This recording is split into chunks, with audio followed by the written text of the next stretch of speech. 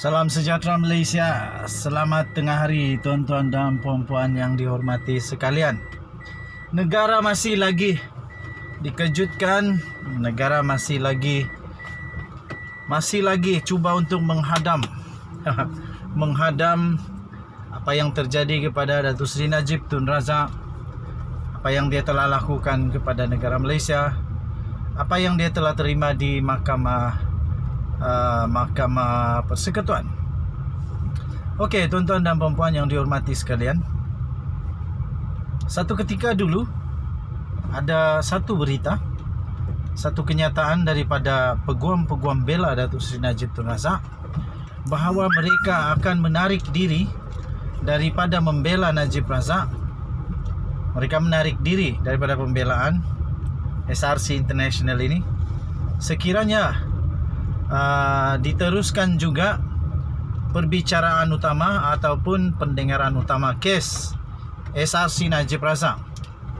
Sampai sekarang, walaupun sudah ada keputusan bahawa tidak akan ditangguhkan, tidak dilayan untuk permohonan rayuan untuk ditangguhkan 3-4 bulan, masih belum ada kenyataan daripada peguam-peguam bela Najib Razak sama ada mereka akan menarik diri atau tidak, mereka akan teruskan atau tidak. Tetapi rakyat Malaysia tidak akan lupa dengan berita tersebut, pengakuan tersebut. Persoalannya sekarang yang saya nak tanya saja, ini persoalan saja, kalau ada jawapan bagus. Persoalannya sekarang, apakah tujuan mereka, peguam-peguam bela Najib Razak, mengatakan itu pada hari tersebut? Apa tujuan mereka? Adakah ini untuk cuba-cuba? Ini pertanyaan perlu dijawab. Pertanyaan saja, bukan kenyataan. Pertanyaan. Sebab diorang dah keluarkan kenyataan itu. So kita tanya sajalah apa tujuan dia waktu itu kata begitu. Adakah bertujuan untuk cuba-cuba berunsur mahu apa ini ya?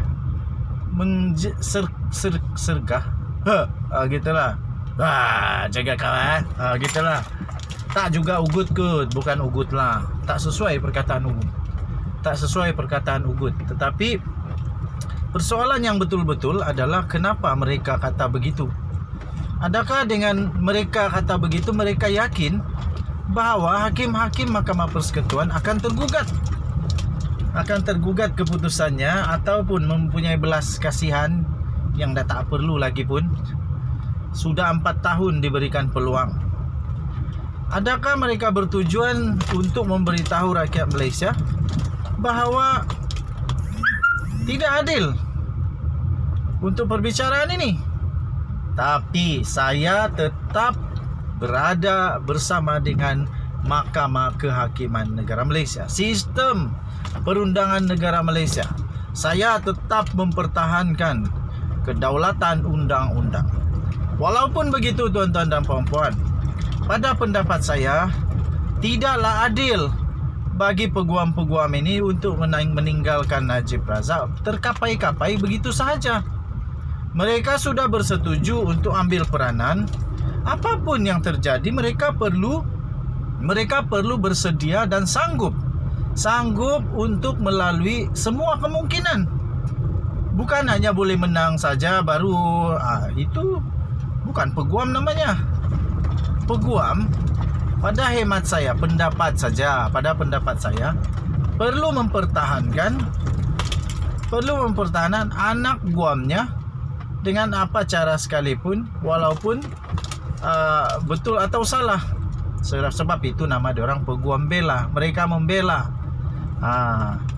Kalau sudah tahu, tapi masalah dia, peguam ataupun hakim negara, minta maaf, ketua hakim negara dalam penghakimannya berkata, mereka sudah maklum bahawa tarik itu sudah dimuktamadkan dan dah banyak kali tangguh. Banyaklah kisahnya tangguh sebab itulah, saksi inilah, itulah. Last dah 4 tahun. 4 tahun belum ada keputusan. Tetapi jangan takut. Masih ada peluang untuk Najib. sehingga 26 hari bulan ini. Tuan-tuan dan puan-puan yang dihormati sekalian, kesian juga dan peguam-peguam Najib Razak pun rasa simpati dengan Najib dan keluarganya kerana apa yang terjadi itu. Kemudian dia kata kalau perjalanan untuk keadilan itu panjang. Kalau tak dapat di sini, di tempat lain boleh. Aku pun tak faham apa maksud tu. Mana lagi nak dapat keadilan kalau bukan di mahkamah. Perkara terakhir yang kita boleh percayai adalah kehakiman. Perkara terakhir yang kita tempat mengadu nasib, mengadu peluang adalah di mahkamah. Sebab itu mahkamah ditubuhkan untuk menegakkan keadilan, untuk menunjukkan kebenaran yang sebenar, bukan hanya menjadi tempat untuk menunjukkan bahawa berkuasa, bukan, tapi untuk menegakkan keadilan. Terima kasih kepada hakim-hakim, semua hakim-hakim lah yang sentiasa berpegang kepada prinsip kedaulatan undang-undang negara Malaysia.